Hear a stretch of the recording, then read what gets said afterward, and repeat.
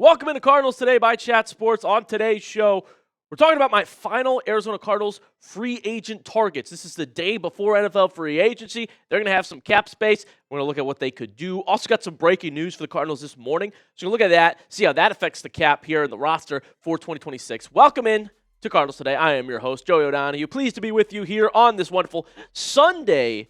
Okay, we're working on the weekends, folks. That's sports, so don't miss out. If you want free Cardinals updates all week long, hit that subscribe button for free. Guys, I'm not kidding. Whenever the Cardinals make a move, I will have a video and analysis for you guys, and they're going to be making plenty of moves every day next week. It's free agency frenzy. It is the big week for moves, so hit the subscribe button if you are a Cardinals fan. Do not miss out on what's coming. Next week, it's going to be action-packed, I promise you.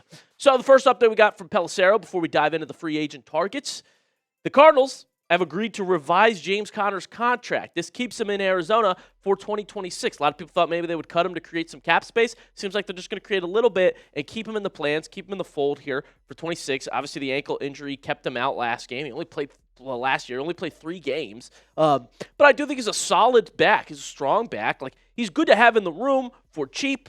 So the reworking of the contract makes a little bit of sense to me, but I definitely don't think he's your RB1 here. You're still getting somebody else, if not running with Trey Benson.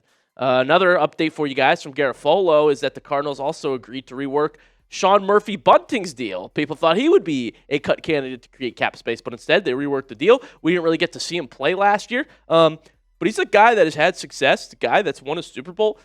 I'm excited to see him in Arizona, even if he's a smaller part of that defense. I'm glad we'll actually get to see him play here in 2026. So those are your updates for the Cardinals going into 2026. Now, the cap space for Arizona, it's actually in a pretty good spot right now. We'll see how the Kyler Murray cap hit affects that, but at the moment, just pure cap space, $48 million. It's actually top 10 in the NFL. So they can make some moves. They can make some spending, okay? And that's why, because they've got a lot of needs, I've got a full list for you guys. Let's get it going. We're going to go from 5 to 1. All right, top free agent coming at the end of the video, so stick around. But all these guys could very much help out Arizona. We know they need offensive linemen, okay? So I'm going to start the list with an offensive guard. At number 5, Joel Bitonio comes in as an option for the Arizona Cardinals. So how could this happen? How would this work? Well, first of all, I'll tell you the Browns' offensive line was awful last year. Bitonio is maybe the only bright spot, maybe the only good part about that entire unit. His pass blocking grade, 75. Overall PFF grade, 71.5. Pretty good. Only allowed 1 sack the whole year. Okay, so I think it gets misconstrued. Bitonio gets lumped into the Browns' offensive line, but he wasn't bad. 0 penalties as well. Veteran, been an All-Pro, been a Pro Bowler, experienced guy. That's a guy you want in your room, I'm telling you, okay? And he'll be pretty cheap. He will. The rumor right now is that he's contemplating retirement or coming back. So what if he wants to come back for 1 year and he's like, I'll just go play in some warm weather. We'll leave Cleveland and go play in Arizona. That's a very real possibility. I do think it's most likely he would go back with the Browns if he doesn't retire, but something to consider, a cheap guard for a year here for Arizona to get by. Next, I talked about that running back room a little bit and how they're still going to need to add somebody, be it through the draft, be it through free agency, or maybe they really do believe in Trey Benson. But I thought Rico Dowdle was a solid option here in free agency that the Cardinals could target and try to bring in. I mean, you look at what Rico Dowdle has emerged onto the scene. Back-to-back 1,000-yard rushing seasons.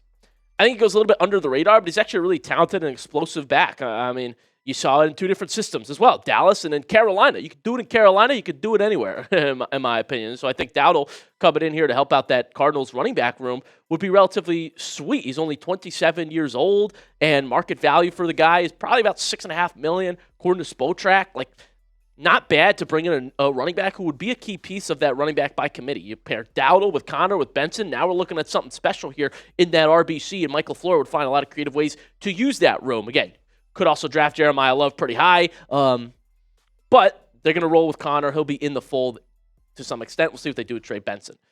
Coming up next, we're going to tell you the rest of my free agent targets. All right, 3 more to go here, and then an honorable mention, but do not miss out on Cardinals news. Quick reminder to hit that subscribe button. It is totally free. I'm going to have NFL free agency updates for the Cardinals all week long. And I want your opinions in the comment section of what free agents you want Arizona to sign as well. So reminder not to miss out, and let's get into free agent target number 3 for Arizona. And this is the big one, folks. This is Trey Hendrickson, the edge who has spent his career with the Cincinnati Bengals. And I mean, you talk about free agents that are available.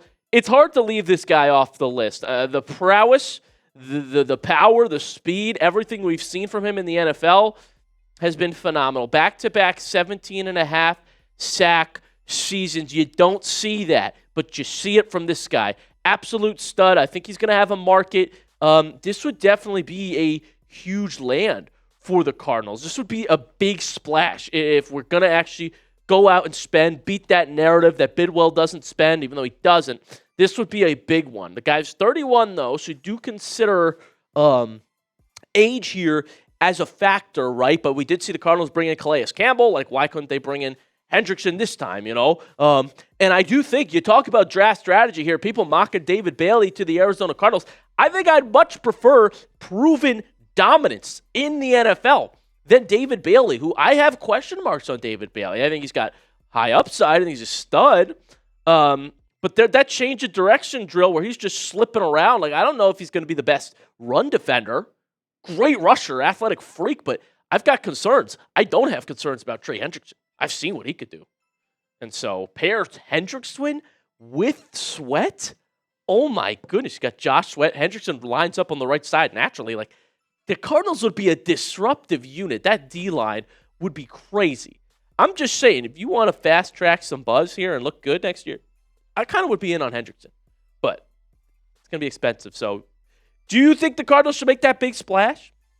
Would you spend on Trey Hendrickson? Type S for spend, type D for don't. Let me know if you would sign Hendrickson to the roster. Put that letter in the comment section.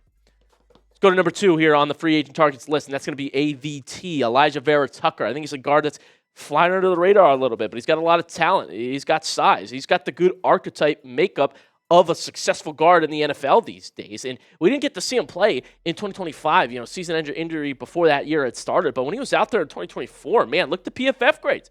He's versatile. He's solid. He can do it all. Pass blocking, run blocking. Overall, give him 77.7, right? He's very talented. I think there's going to be a market for AVT. And I think the Cardinals, who desperately need offensive linemen, you need guards and a right tackle.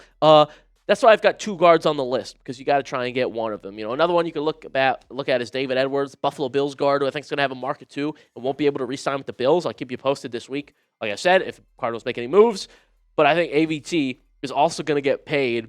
He'll have a market in the double-digit number of millions, and the Cardinals should be one of those teams that look at AVT as this O-line market is going to be huge next week.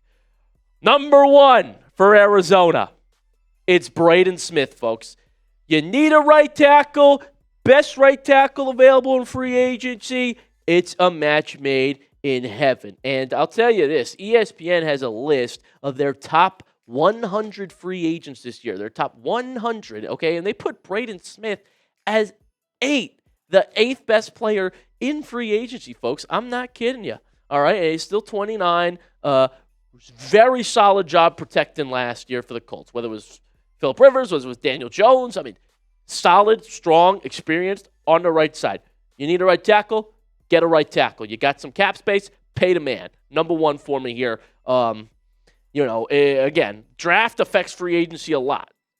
With that 3rd pick in the draft, if you take Maui Noah, well, then you're probably not signing Braden Smith. But that means you would probably go after an edge, right? If you take David Bailey, free agency can be used on offensive tackle like Braden Smith. And that's what's so fun about the draft week, about free agency week. Like, it all ties together. You start to put together pieces of the puzzle. But I want to give you guys some great options here for the Cardinals to go out and get for their biggest needs. And if you can steal Braden Smith from the Colts, that would be a win. That would be a W. You've got that set going into the draft now, and you can make some big moves. You can trade down. You can get just the best player on a rookie deal for years to come, like Caleb Downs, like Sonny Styles, like Jeremiah Love. Like, I'm warming up to that idea a lot here, to be quite honest with you guys. One more name we're going to give you is honorable mention here, Malik Willis. A lot of reports that the Cardinals will be interested in Malik Willis. They definitely need a quarterback. Kyler's not going to be on this team's future anymore. And so do you think that the Cardinals would go after Malik Willis? Well, ESPN reports signal they would. We've talked about the Matthew Berry report that Malik Willis is going to be in Arizona, and I do think there's a lot of truth to that, to be honest. I think they are one of the top suitors right now for the quarterback. What's that market going to look like? Well, we've heard it could be north of $30 million a year. We've heard it could be as low as Justin Fields' deal, $20 million a year, which isn't necessarily low, but for a starting quarterback that you believe in, it's a good deal. It's going to be a wide range, but it's going to be pricey, okay? I do think he's a talented quarterback. I think he's the best option in this year's offseason at quarterback, right? And so I want your opinion here. Do you want the Cardinals to sign Malik Willis? Type Y for yes, type N for no. Prove you know some ball in the comments section. I know we got ball knowers watching the channel right now, so let me know if you would want the Cardinals to sign Malik Willis. And let me give you this take. I'll say he is the best option for quarterback this year in the offseason. Most likely. I mean, of the free agents that are going to be available, he's athletic, he can scramble. I think Michael Thor would have some fun with Malik Willis. It's not a bad move at all, but it will be expensive, right? It will cost you a decent amount, a little bit of a hefty price tag. But if he's a franchise quarterback, and it's not that hefty at all in the grand scheme of things, I don't know if he's going to be that, though. But it's getting a lot of interest. He's getting a lot of buzz for the numbers that Malik Willis went out there and put up in his career. I think last season was the one that really caught everybody's eye, right, when he got out there and had a great quarterback rating, no interceptions, 5 total touchdowns, showed his mobility. Like, it's a guy that a lot of GMs said, hey, I could work with him, and I think the Cardinals are ones that are very interested in him. Specifically, again, rumors that they'll draft Ty Simpson could come to fruition too, but I do think Malik Willis is in the market here to be an Arizona Cardinal at some point. So make sure you hit that subscribe button if you don't want to miss out when the Cardinals do anything. If you want Cardinals content on your feed, hit the subscribe button. We appreciate you so much for tuning into Cardinals Today, and gear up for next week. It's going to be fun. It's going to be crazy. So hit that subscribe button, and I'll see you guys soon with more videos.